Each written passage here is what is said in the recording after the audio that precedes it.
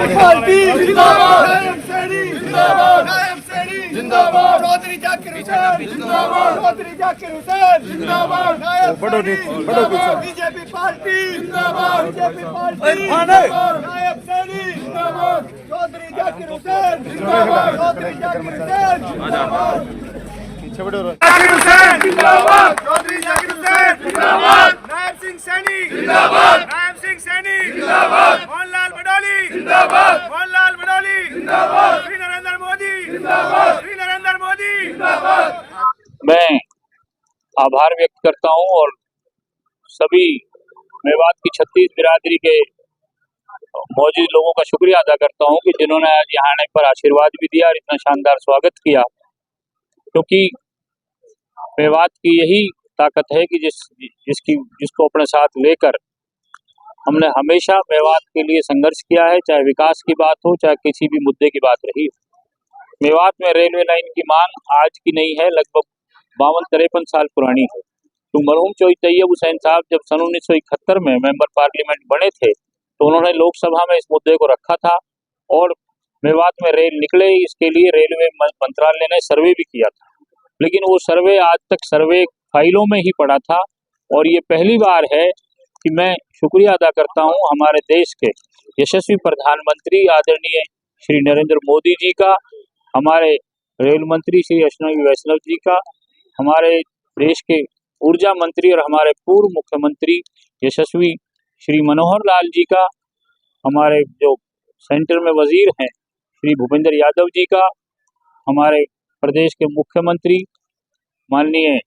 श्री नायब सिंह सैनी जी का, हमारे सांसद और हमारे केंद्रीय राज्य मंत्री हैं आदरणीय राव इंद्रजीत सिंह जी का, कि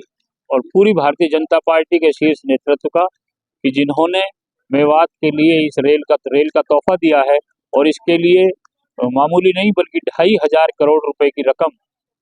बजट के अंदर रखी है, जिससे अति शीघ्र इसके ऊपर काम शुरू होगा। और मेवात जो पहले से ही विकास में बहुत आगे है, तरक्की कर रही है, क्योंकि बॉम्बे एक्सप्रेसवे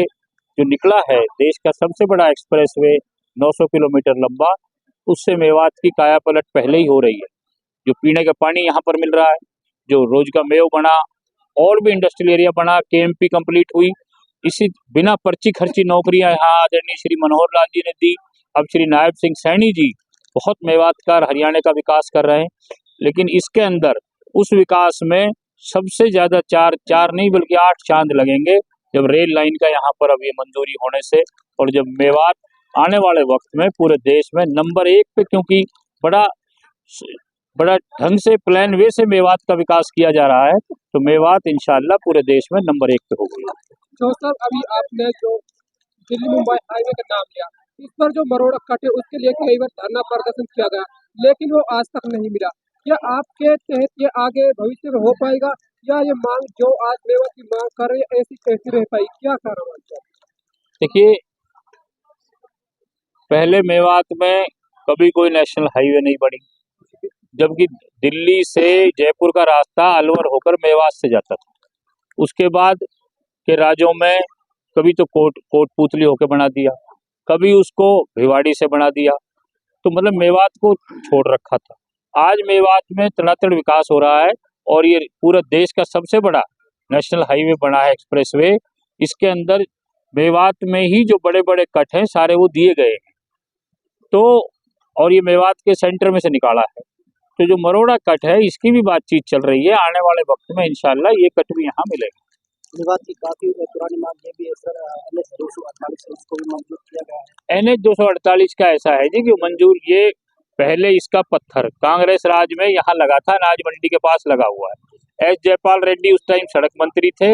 और हमारे प्रदेश के मुख्यमंत्री आदरणीय भूपेंद्र सिंह हुड्डा जी थे, और आज के जो विधायक हैं ये उस टाइम विधायक थे। तो पत्थर तो यहाँ रह गया और पैसा जाने कहाँ चला गया। लेकिन उसके बाद अब भारतीय जनता पार्टी की सरकार ने इसको मंजूर किया, और जब ये लगभग शुरू होने वाला था तो उसके अंदर ये बात जुड़ी पिछले साल कि इसमें अभी